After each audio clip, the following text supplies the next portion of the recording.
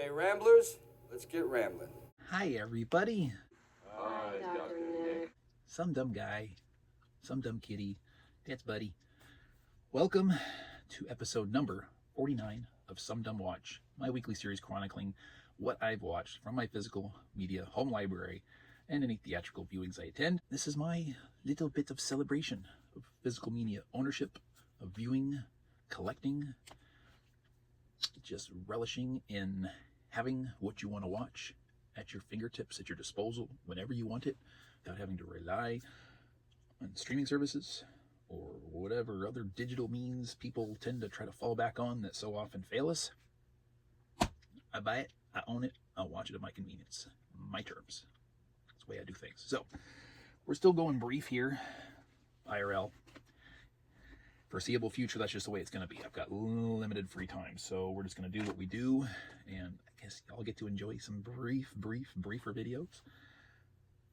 I don't think I've ever recorded a video at this time of morning and this time of year, because this is some interesting lighting with the sun streaming through my window. Speaking of streaming, it's the only kind of streaming we like, but it does make for a kind of a funny image. Wow, buddy, big yawn. Okay, let's roll. This was a blind watch for me this week. It's a very recent pickup. Probably hasn't even aired as far as an unboxing video of mine goes. So, a spoiler alert. We have, I believe this is from 1993. It is a comedy, but it's a very kind of touching, moving, heartfelt story starring Kevin Kline and Sigourney Weaver. We've also got Ben Kingsley and Laura Linney in here, directed by Ivan Reitman. Oh, also co-starring Frank Langella and a unusually young-looking Ving Rhames. It's been a long time since I've seen him that way. Charles Grodin as well. But what we have here is Dave. Now, this might actually be, if I'm not too much mistaken, that's only the second movie of Kevin Kline's I've actually ever seen. I love him in Silverado. It's one of my favorite modern westerns, but this might not only been the second movie of his I've ever seen, but the second movie of his I've ever owned. And I was scrolling through, I believe, Groove's website, one of their most recent promotions, and it popped up. I'm like, you know what? I was aware of it when it came out. I never got around to seeing it. So yeah, did it, liked it. It was a really good movie, actually, very touching, and went in some directions I didn't expect it to. So I was like, all right, yeah, good deal. Nocturnal viewing, stuff to fall asleep to. As a follow-up to last week, I popped in Thor: The Dark World from my Thor 3 movie collection, because there are only 3 movies in Thor that were ever made. And whether it's a matter of exhaustion for me or not, I don't really know. I've had a lot of stuff going on, but it took me, literally straight up a week to get through that movie. Sometimes I'd pop it in and make it through 30 seconds before I was out. It's probably the least fun I've had with this title of watching it since I've owned it, or since the first time I've seen it. Where you going, buddy? Getting out of the sun. It's a little blinding through the window, isn't it? He's a good boy. He's a good boy. He's a sweet boy. He's a happy kid. He is doing very well adapting from his previous life on the streets for however many years he was out there. He's lived with me now for, it's been 7 months now, isn't it? As of tomorrow. Because this episode, which I never actually stated, is my viewing from September 1st to September 7th. And today is September 8th. So tomorrow will actually mark Buddy's 7 months here living with me. I brought him in on February 9th. He's a good boy. Oh, yeah.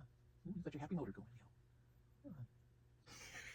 Anyway, Thor: The Dark World, because that's why you're here, you know. It could have been sleepiness on my part, exhaustion, whatever. This movie just no longer really seems to make a whole lot of sense to me. I guess I never scrutinized it before. It is what it is. It's still watchable, but yeah, whatever. Here's Sugar. Hello, Sugar. Come here. Oh, you're so warm. She was outside in the catio soaking up some sunshine. Part of the IRL stuff, I just built her and Buddy a sun deck out in the catio because she didn't really have a good place to lounge out in the morning sun and soak it up, which she's always been very fond of doing. She has it, and she's discovered it just yesterday morning and has been enjoying it ever since. So she runs out there in the morning and she's like, oh, what do I have here? Oh, good stuff. Is it for me?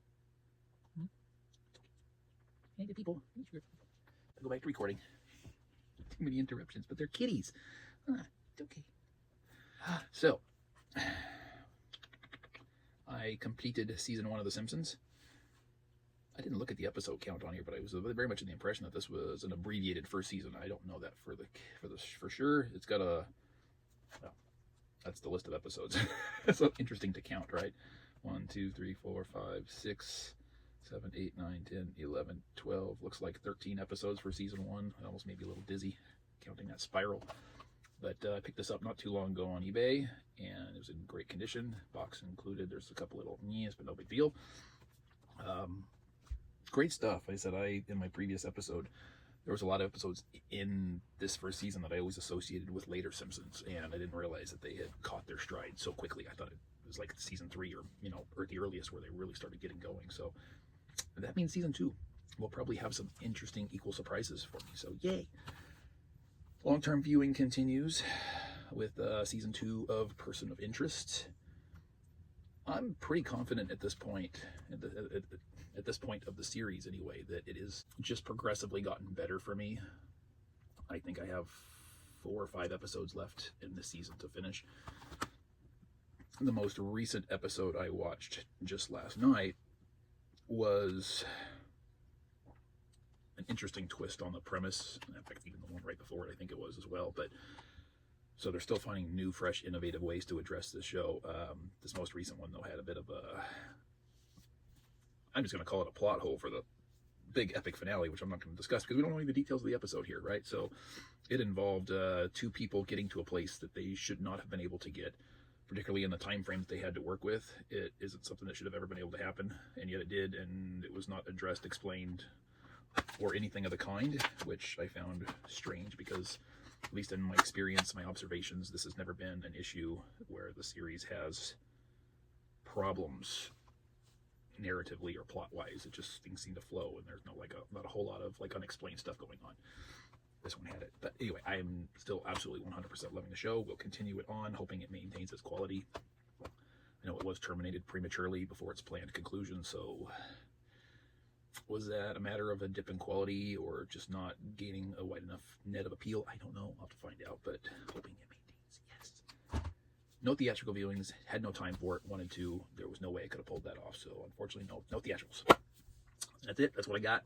What do you think of my viewings this week? What did you yourselves watch from your own library this week? Did you make it to the theater to see anything new or old? I wanted to see the 50th anniversary of Jaws.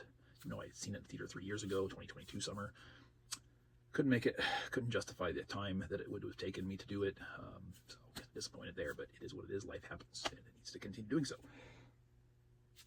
Let me know. Talk to me. Engage. Thank you for joining me, and I will see you next week for another episode.